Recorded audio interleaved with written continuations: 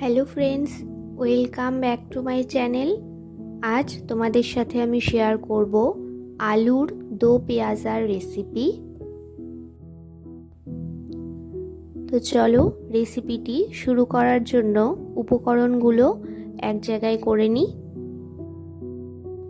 তো সবার প্রথমে দো পেঁয়াজার মশলাটা পেস্ট করার জন্য এখানে আমি কয়েকটি কাঁচা ও পাকা লঙ্কা, কয়েক টুকরো রসুন, আদা নিয়েছি, একটি বড় সাইজের টমেটো আর একটি বড় সাইজের পেঁয়াজ। এগুলিকে একসাথে মিক্সিতে পেস্ট করে নেব। এখানে আমি একটি বড় সাইজের পেঁয়াজকে বেরেস্তা করার জন্য ঝিরিঝিরি করে কেটে নিয়েছি আর একটি পেঁয়াজকে চৌকো করে কিউব শেপে কেটে নিয়েছি। এখানে আমি নিয়েছি 4টি বড় সাইজের আলু। আলুগুলিকে পরিষ্কার করে জলে ধুয়ে রেখেছি। তোমরা এখানে আলুটা নুন দিয়ে কিছুটা জলে ভাপিয়েও নিতে পারো। আমি এখানে জলে ভাপিয়ে নিচ্ছি না, আমি তেলে অল্প নুন আর হলুদ দিয়ে আলুগুলোকে ভেজে নেব। তো আলুগুলো ভেজে নেওয়ার জন্য এখানে আমি একটি কড়াই গরম করে তার মধ্যে কিছুটা সাদা তেল দিয়ে দিয়েছি। তো তেলটা কিছুটা গরম হয়ে গেলে এর মধ্যে আমি টুকরো করে কেটে রাখা আলুগুলো দিয়ে দেব। তোমরা এখানে আলুগুলো তোমাদের পছন্দ মতো শেপে কাটতে পারো। আমি এখানে একটু বড় মাপে কেটেছি, তোমরা চাইলে এর থেকে ছোটও করে কাটতে পারো। এছাড়া যদি তোমরা ছোট আলু ব্যবহার করতে চাও তাহলে সেটাও তোমরা তোমাদের পছন্দ মতো শেপে কেটে নিতে পারো। তো আলুগুলো দিয়ে দিয়েছি, কিছুটা হালকা নাড়াচাড়া করে এর মধ্যে দিয়ে দেব সামান্য পরিমাণে নুন আর দিয়ে দেব অল্প পরিমাণে হলুদ গুঁড়ো। নুন আর হলুদটা দিয়ে আলুগুলো ভালোভাবে একটু ভেজে নেব।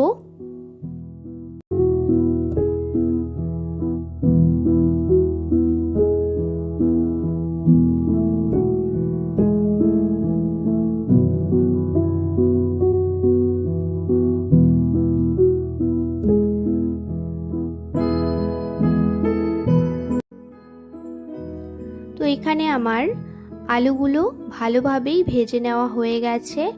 এবার এগুলিকে আলাদা পাত্রে নামিয়ে নেব।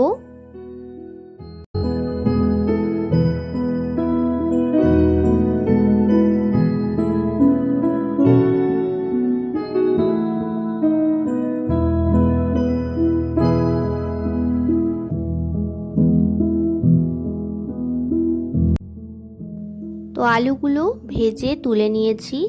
এবার একটি পাত্র গরম করে তার মধ্যে অল্প পরিমাণে সাদা তেল দিয়ে দিলাম।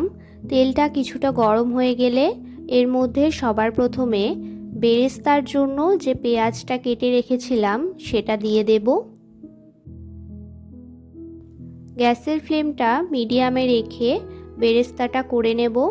এর মধ্যে আমি নুন দিচ্ছি না, নুন দিলে বেরেস্তার পেঁয়াজটা একদম নরম হয়ে যাবে, তাহলে আর বেরেস্তাটা ভালো লাগবে না।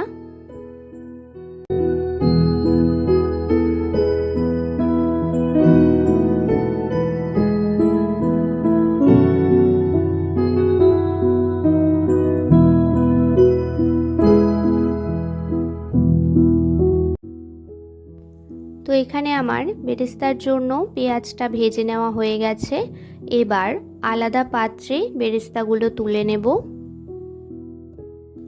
এবার দো পেঁয়াজার মশলাটা কষানোর জন্য ওই তেলের মধ্যেই আরও সামান্য কিছুটা তেল দিয়ে তার মধ্যে ডুমো ডুমো করে কেটে রাখা পেঁয়াজের টুকরোগুলো দিয়ে দেব। পেঁয়াজটা হালকা করে কিছুটা ভেজে নেব।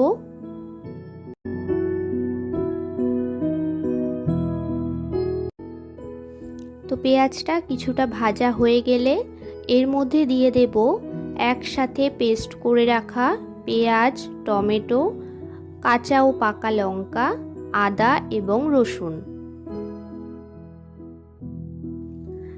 পেস্টটা দিয়ে কিছুক্ষণ নাড়াচাড়া করে মশলাটা হালকা করে একটু কষিয়ে নেব।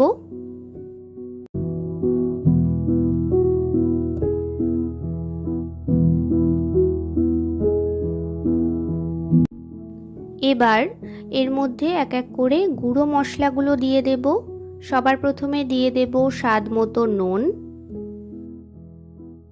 দিয়ে দেব হাফ চামচের মতো হলুদ গুঁড়ো, হাফ চামচের মতো দিয়ে দেব জিরের গুঁড়ো, হাফ চামচের মতো দিয়ে দেব ধনের গুঁড়ো, অল্প পরিমাণে দিয়ে দেব গোলমরিচের গুঁড়ো। আমি এখানে কোনো রকমের শুকনো লঙ্কা বা কাশ্মীরি লঙ্কার গুঁড়োটা ব্যবহার করিনি। তোমরা চাইলে যে কোনোটা তোমাদের পছন্দ মতো ব্যবহার করতে পারো। তো সব গুঁড়ো মশলাগুলো দিয়ে খুব ভালোভাবে মশলাটা এবার কষিয়ে নিতে হবে।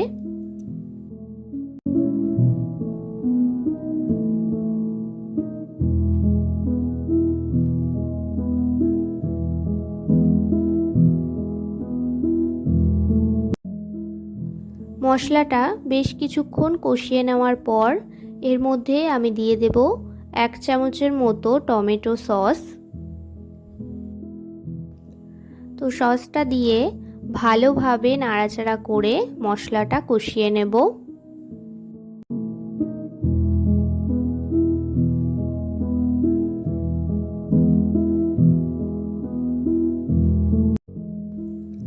তো মশলাটা যখন ভালোভাবে কষে যাবে এবং এর মধ্যে থেকে কাঁচা গন্ধটা চলে যাবে, তখন এই মশলা কষানোর মধ্যে দিয়ে দেব ভেজে তুলে রাখা আলুর টুকরোগুলো।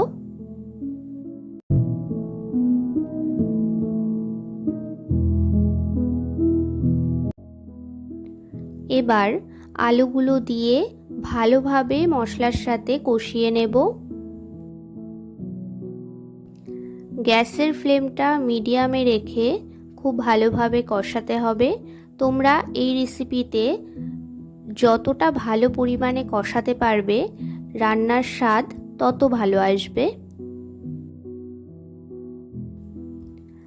তো বেশ কিছুক্ষণ কষানোর পর আমি এখানে অল্প পরিমাণে একটু জল ব্যবহার করেছি। জলটা দিয়ে আরও কিছুক্ষণ কষিয়ে নেওয়ার পরে এর মধ্যে আমি পর্যাপ্ত পরিমাণে জল দিয়ে দেব আলুটা সেদ্ধ হয়ে যাওয়ার জন্য। আর তোমরা যদি আলুটা আগে থেকে ভাপিয়ে নাও তাহলে জলটা তোমরা তোমাদের পরিমাণ মতো ব্যবহার করো।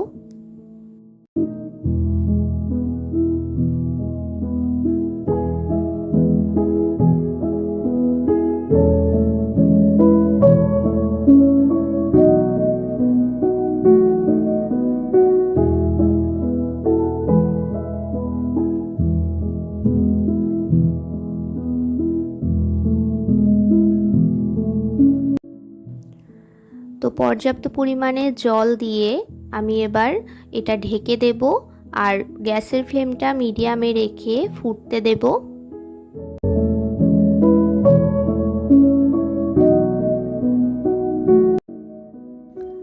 বেশ কিছুক্ষণ পর ঢাকনাটা তুলে কিছুটা নাড়িয়ে দেখে নেব যে আলুটা সেদ্ধ হয়েছে কিনা। তোমরা এই পর্যায়ে নুনটা একবার চেক করে নিতে পারো। যদি সব কিছু ঠিক থাকে তাহলে তোমরা ভেজে রাখা যে বেরেস্তাটা সেটা উপর থেকে ছড়িয়ে কিছুক্ষণ ফুটিয়ে নামিয়ে নিতে পারো।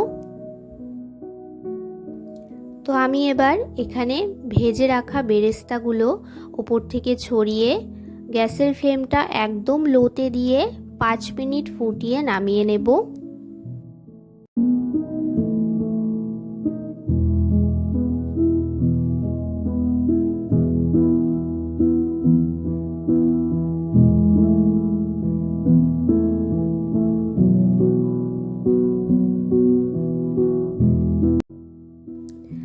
তো এখানে তৈরি হয়ে গেল আলুর দো পেঁয়াজার রেসিপি।